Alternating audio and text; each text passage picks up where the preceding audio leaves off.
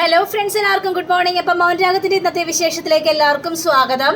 അങ്ങനെ നമ്മുടെ കാർത്തികയെയും അതേപോലെ തന്നെ ലക്ഷ്മിയെയും കാണിക്കുകയാണ്. അപ്പോൾ ഒരു കോളിംഗ് ബെല്ല് കേൾക്കുകയാണ്. അത് കേട്ട് കഴിഞ്ഞപ്പോഴേക്കും കാർത്തിക വാതിൽ തുറക്കാനായിട്ട് ഒരുങ്ങുക. അപ്പോൾ ലക്ഷ്മി പറയാണ്, മോളെ നീ ഇപ്പോൾ കോളിംഗ് ബെല്ല് കേട്ട ഉടനെ തന്നെ വാതിൽ തുറക്കല്ലേ, ആരാണെന്ന് നോക്ക്, അതിനുശേഷം വാതിൽ തുറന്നാൽ പോരെ. അപ്പോൾ കാർത്തികയ്ക്ക് ഇത് കേട്ട് കഴിഞ്ഞപ്പോഴേക്കും പേടി തോന്നി. അപ്പോൾ ആരാ എന്താണെന്നൊക്കെ ഇങ്ങനെ ചോദിച്ചു കഴിഞ്ഞപ്പോഴേക്കും കിരൺ അവിടെ സംസാരിക്കുന്നത്. ഞാനാ കിരണാണെന്ന് പറയുകയാണ്. കിരൺ അയ്യോ അമ്മ ഇത് കിരണാണെന്ന് പറഞ്ഞുകൊണ്ട് വാതിൽ തുറക്കാണ്. കിരൺ ആകെ പേടിച്ച് പറിച്ചൊരു അവസ്ഥയിൽ നിൽക്കുകയാണ്. ആര് വന്ന് ഇപ്പോൾ വാതിൽ മുട്ടിയാലും തുറക്കാൻ പറ്റൊരു അവസ്ഥയിൽ നിൽക്കുകയാണ്. കാരണം അതേപോലുള്ള ന്യൂസുകളാണല്ലോ കേട്ടുകൊണ്ടിരിക്കുന്നത്. എപ്പോഴാണ് അവള് കയറും പിടിച്ച് വരുന്നതെന്ന് ആർക്കറിയാം. എല്ലാവരെയും കൊല്ലാൻ വേണ്ടി നടക്കുകയാണല്ലോ ഇപ്പം സ്റ്റെഫി എന്ന് പറഞ്ഞവള്. ഗംഗാപ്രസാദിന്റെ ശല്യം കഴിഞ്ഞപ്പോഴേക്കും സ്റ്റെഫി എന്ന് പറഞ്ഞ് അവൾ ഇറങ്ങിയിരിക്കുന്നു. ഇതൊക്കെ എവിടെ പോയി അവസാനിക്കുമെന്ന് അറിയാൻ പാടില്ല കിരൺ എന്നൊക്കെ ഇങ്ങനെ ചോദിക്കുകയാണ്. അതെ ലക്ഷ്മി ആൻറ്റി, അതിനുവേണ്ടി തന്നെയാണ്, ആ കാര്യങ്ങൾ പറയാൻ വേണ്ടി തന്നെയാണ് ഞാനും വന്നത്. കാരണം ഞാൻ സ്റ്റേഷനിൽ പോയപ്പോഴാണ് ചില സത്യങ്ങളെല്ലാം അറിഞ്ഞത്. കാരണം സ്റ്റെഫി ജയിലിൽ ചാടിയെന്നും പിന്നെ സ്റ്റെഫി എല്ലാവരെയും തീർക്കാൻ വേണ്ടി നടക്കുകയാണെന്നും അവൾ ഒരുപാട് കൊട്ടേഷനൊക്കെ കൊടുക്കും. അവൾക്ക് ഒരു മടിയില്ലാത്ത ഒരു സ്ത്രീയാണ് അവളത്. അതുകൊണ്ട് ഗംഗാപ്രസാദിന് അപ്പുറം അവൾ കാണിച്ചു കൂട്ടും. ഗംഗാപ്രസാദിന് അത്രയും മാത്രം സ്നേഹിച്ചിരുന്ന പെണ്ണാണ് സ്റ്റെഫി. അതുകൊണ്ട് ഗംഗാപ്രസാദിന് വേണ്ടി എന്ത് ചെയ്യാനായിട്ട് അവൾക്ക് ഒരു മടിയില്ല എന്നൊക്കെ ഇവിടെ പറയാം. ഇതൊക്കെ കേട്ട് കഴിഞ്ഞപ്പോഴേക്കും ഇവർക്ക് രണ്ടുപേർക്കും ആകെ പേടി തോന്നുകയാണ്. ഞാൻ ഏതായാലും മനോഹറിന് വേണ്ടി ആ ഒരു കുഞ്ഞിനെ കാണിക്കാനായിട്ട് പോവാണ്. കല്യാണിയോടും കാര്യങ്ങളെല്ലാം പറഞ്ഞിട്ടുണ്ട്. ഇനിയിപ്പോൾ അവിടെ ചെന്ന് കഴിഞ്ഞിട്ടുണ്ടെങ്കിൽ സരീവ് ഇല്ലാതിരുന്നാൽ മതിയായിരുന്നു. സരീവിനെ കാണാതെ വേണം കുഞ്ഞിനെ എടുത്തുകൊണ്ട് മനോഹറിൻ്റെ അടുത്തേക്ക് പോകാനായിട്ട് എന്നിങ്ങനെ പറയണം. അപ്പോഴേക്കും കാർത്തിക പറയണം, അത് നല്ലൊരു കാര്യമാണ് കിരണേ. കാരണം നമുക്ക് ഇത്രയും വലിയൊരു ഉപകാരമാണ് അവിടെ മനോഹർ ചെയ്തിരിക്കുന്നത്. അപ്പോൾ മനോഹറിന് വേണ്ടി നമ്മൾ ഇത്രയും ചെറിയ കാര്യമെങ്കിലും ചെയ്യണ്ടേ, അല്ലെങ്കിൽ എങ്ങനെയാണ് ശരിയാവുന്നത് കിരൺ എന്നൊക്കെ ചോദിക്കുകയാണ്. ശരി എങ്കിൽ പിന്നെ നിങ്ങൾ നല്ല കെയറിങ് ആയിട്ടിരിക്കണം. ആര് വന്ന് വിളിച്ചാലും വാതിൽ തുറക്കേണ്ട ആവശ്യമില്ല. അവളെ ഏത് വഴിയാണ് ഏത് വേഷത്തിലാണ് അവൾ ആരെയൊക്കെയാണ് പറഞ്ഞു വിടുന്നതെന്നൊന്നും പറയാനായിട്ട് പറ്റില്ല. അതുകൊണ്ട് നിങ്ങൾ നന്നായിട്ട് കെയറിങ് ആയിട്ടിരിക്കണം എന്നൊക്കെ പറഞ്ഞുകൊണ്ട് കിരൺ അവിടെ നിന്ന് ഇറങ്ങാണ്. പിന്നീട് കാണിക്കുന്നത് നമ്മുടെ ഷാരിയാണെങ്കിൽ മോളെ ഇങ്ങനെ കൊഞ്ചിച്ചുകൊണ്ടിരിക്കുക. ആ സമയത്താണ് കിരൺ കയറി വരുന്നത്. ആഹാ, ഇത് ആരാ വന്നിരിക്കുന്നത് നോക്കിയേ എന്ന് പറഞ്ഞുകൊണ്ട് കിരണിനെ കാണിച്ചു കൊടുക്കുകയാണ്. അങ്ങനെ കിരൺ മോനെ എന്ന് പറഞ്ഞുകൊണ്ട് ഷാരിയും വിളിക്കുക. അപ്പോൾ കൊച്ചിനെ കണ്ടുകഴിഞ്ഞപ്പോഴേക്കും കിരണാണെങ്കിൽ ഭയങ്കര ഒരു സന്തോഷം. മോളെ എന്ന് പറഞ്ഞുകൊണ്ട് നിറയെ ഉമ്മ കൊടുക്കുകയും കൊച്ചിനെടുക്കുകയും ഒക്കെ ചെയ്യണം. അപ്പോഴാണ് നമ്മുടെ CS അതേപോലെ തന്നെ രൂപയും കൂടി ഇറങ്ങി വരുന്നത്. എന്തായി മോനെ കാര്യങ്ങളൊക്കെ എന്നൊക്കെ ചോദിക്കുകയാണ്. എന്താവാനായിട്ട് കാര്യങ്ങളൊക്കെ, അല്ല മനോഹറിൻ്റെ കാര്യത്തിൽ എന്തെങ്കിലും തീരുമാനമായോ? കേസ് അന്വേഷണം നടന്നുകൊണ്ടിരിക്കുകയാണ്. ഓരോ തെളിവെടുപ്പുകൾ നടന്നുകൊണ്ടിരിക്കുകയാണ്. അതിൻ്റെ പിന്നാലെയാണ് പോലീസുകാരും എല്ലാവരും കൂടി ചേർന്നിട്ട്. പിന്നെ നമ്മൾ അതിനെക്കുറിച്ച് വാർത്തയൊന്നും തലപോകിക്കേണ്ട ആവശ്യമൊന്നുമില്ലല്ലോ. അപ്പോൾ ഇത് കേട്ട് ഷാരിയാണെങ്കിൽ, എന്നാലും മനോഹർ ഇത്രയും നല്ലൊരു കാര്യമാണ് ചെയ്തിരിക്കുന്നത്. മനോഹർ ചെയ്ത കാര്യങ്ങളൊന്നും നമുക്ക് മറക്കാനായിട്ട് പറ്റില്ലല്ലോ. അത്രയും വലിയ ഉപകാരമാണല്ലോ. എല്ലാവരും പേടിച്ചിടുന്ന ഒരാളാണ് ഗംഗാപ്രസാദ്. അവനെയല്ലേ ഈ മനോഹർ കൊന്നിരിക്കുന്നത് എന്നൊക്കെ ഷാരി പറയാം. അപ്പോൾ കിരൺ പറയാണ്, ഞാനേതായാലും കുഞ്ഞിനെ കൊണ്ടൊന്ന് പുറത്തേക്ക് പോകാമെന്നൊക്കെ വിചാരിച്ചു. ഭയങ്കര ടെൻഷനാണല്ലോ.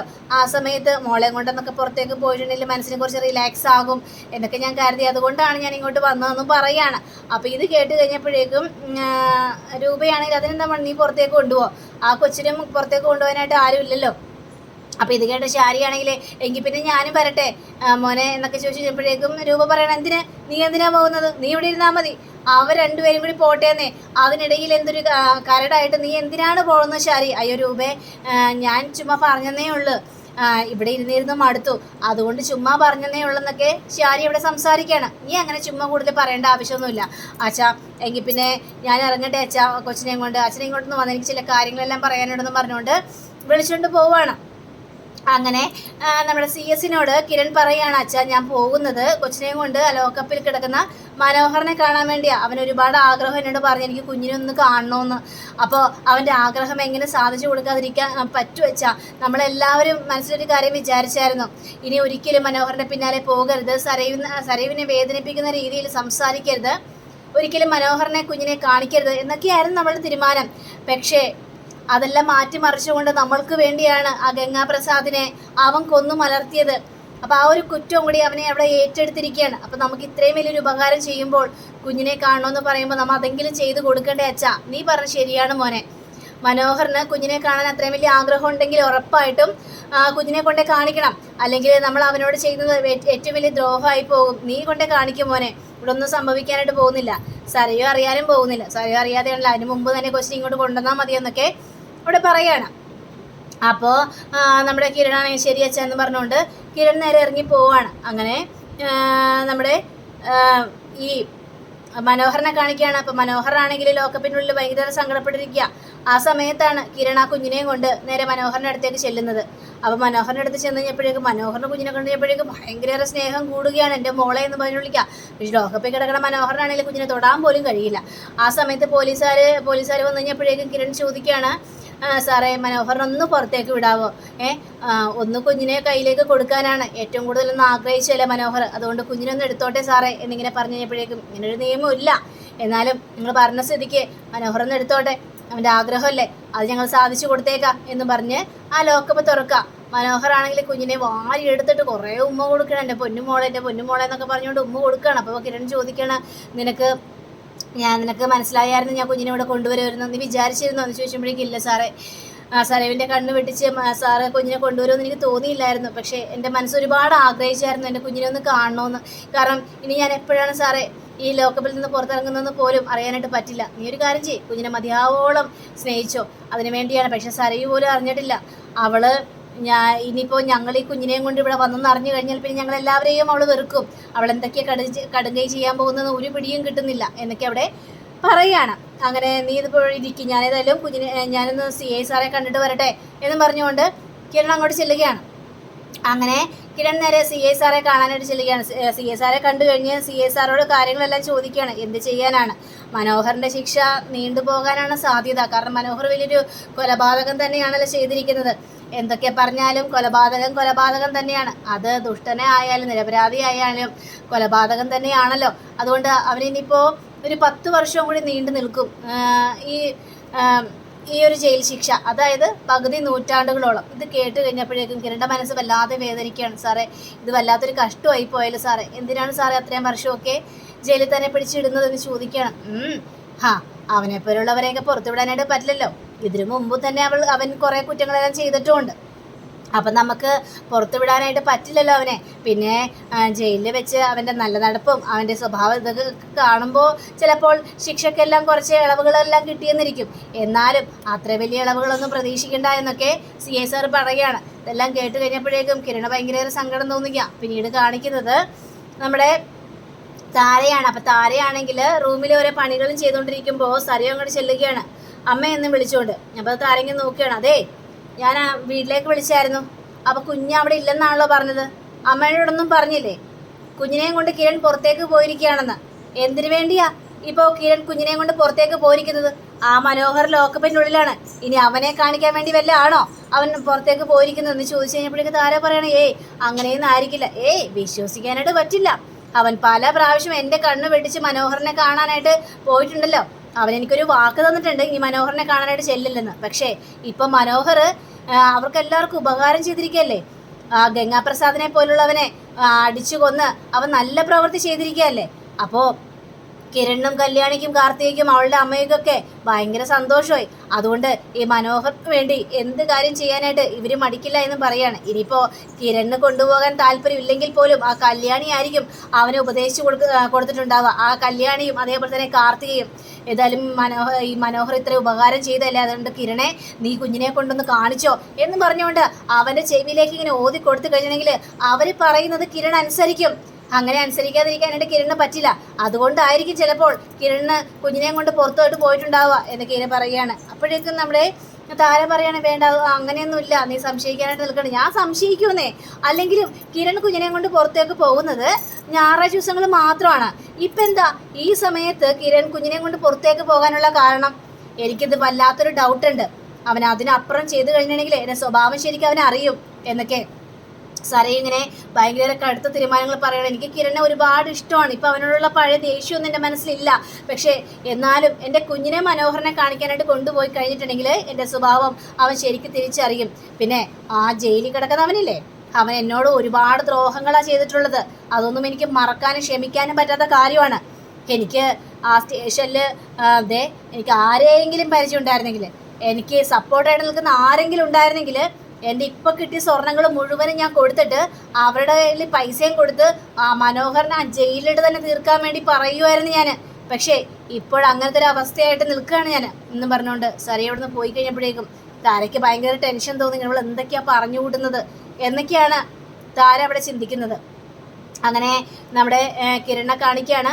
അപ്പോൾ കിരൺ പറയുകയാണ് ഞാൻ ഏതായാലും കൊച്ചിനെ കൊണ്ട് പോവുകയാണെന്ന് പറഞ്ഞുകൊണ്ട് മനോഹരൻ്റെ അടുത്തേക്ക് ചെല്ലുക. മനോഹരൻ ചെന്ന് കഴിഞ്ഞപ്പോഴേക്കും മനോഹരെ ഇപ്പം തന്നെ ഒരുപാട് സമയമായി, നിനക്ക് കുഞ്ഞിനെ കൊഞ്ചിച്ച് ലാളിച്ചൊക്കെ ഇത് കഴിഞ്ഞില്ലെന്ന് എനിക്ക് മനസ്സിലായി. പക്ഷേ എന്ത് ചെയ്യാനാണ്, ഇനിയും ഇവിടെ നിന്ന് കഴിഞ്ഞിട്ടുണ്ടെങ്കിൽ സരയുവിന് ഭയങ്കര സംശയം തോന്നും കുഞ്ഞിനെ കണ്ടില്ലെങ്കിൽ. അതുകൊണ്ട് സരയു ഇനിയിപ്പോൾ വീഡിയോ കോൾ വിളിക്കുന്നതിന് മുമ്പ് തന്നെ എനിക്ക് പോകണം. കാരണം കുഞ്ഞ് എവിടെയാണെന്ന് സരയു ചോദിക്കും.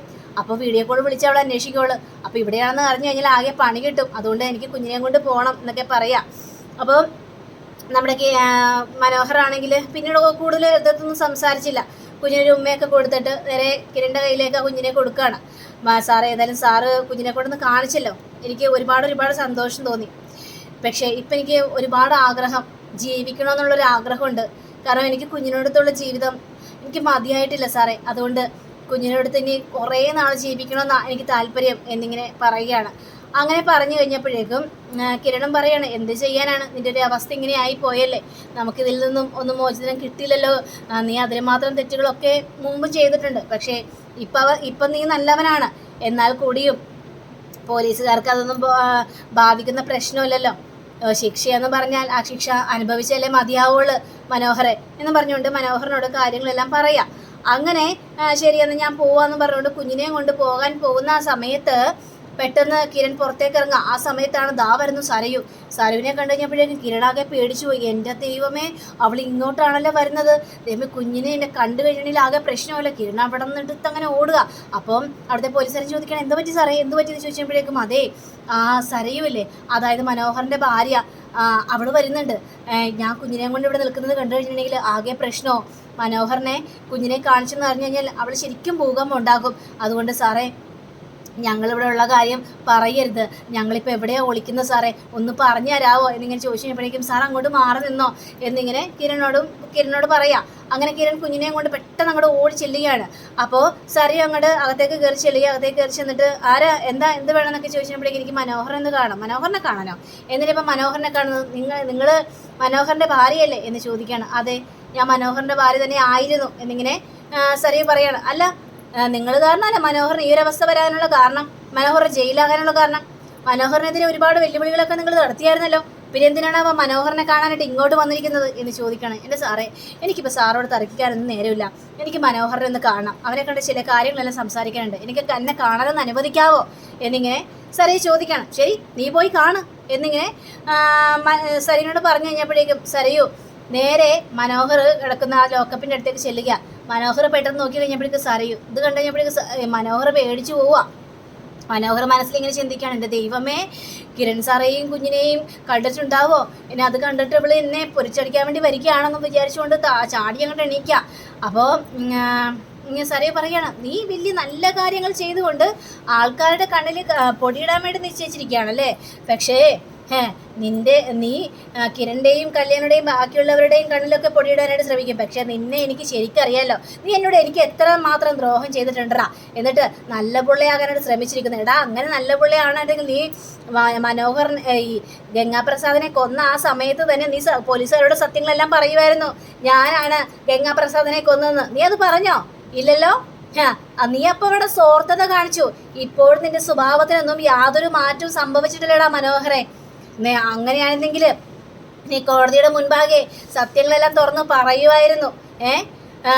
അല്ല, ആ കോടതി നല്ല മനസ്സ് കാണിച്ചില്ലായിരുന്നെങ്കിൽ ഒരുപക്ഷെ കിരണും ആ വേലുവും രതീഷും ഒക്കെ ജയിലിൽ പോകേണ്ട ഒരു അവസ്ഥ വന്നാനായിരുന്നു. ഇത് കേട്ട് കഴിഞ്ഞപ്പോഴേക്കും മനോഹറാണെങ്കിൽ ഇല്ല സരയു, ആ സമയത്ത് അങ്ങനെ ഒരു കാര്യം സംഭവിച്ചിരുന്നെങ്കിൽ എന്തായിരിക്കും ഞാനവിടെ പറയാൻ പോകുന്നതെന്ന് ഞാൻ കിരൺ സാറോട് പറഞ്ഞിട്ടുണ്ടായിരുന്നു എന്നവിടെ പറയണം. നീ കൂടുതൽ വാചകം ഓടിക്കാൻ നിൽക്കണ്ട. ചേട്ടാ, ഇപ്പം നിൻ്റെ മുന്നിൽ നിന്ന് ഞാനിങ്ങനെ സംസാരിക്കുന്നുണ്ട്.